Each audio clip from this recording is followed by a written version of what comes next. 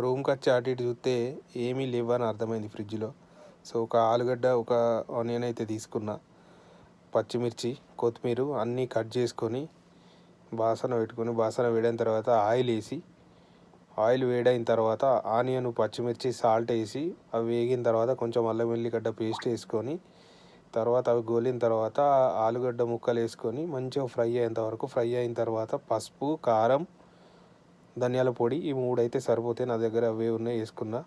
So వేగిన తర్వాత మనం ముందుగాలే కడిగి నానబెట్టుకున్న రైస్ వేసుకొని మంచిగా కలిపి మసాలాలు పట్టేదాకా, ఆ తర్వాత కొలతకు ఒక గ్లాస్కి 1.5 గ్లాసు వాటర్ వేసుకొని కలిపి లో సిమ్లో పెట్టి అలా వెయిట్ చేస్తూ ఉంటే 5 నిమిషాల తర్వాత వేడి వేడి ఆలు పులావ్ అయితే రెడీ అయిపోతుంది. నాదైతే రెడీ అయింది, ఇప్పుడే తింటున్నా. మీరు కూడా ఎలా ఉందో ఒకసారి ట్రై చేసి చెప్పండి.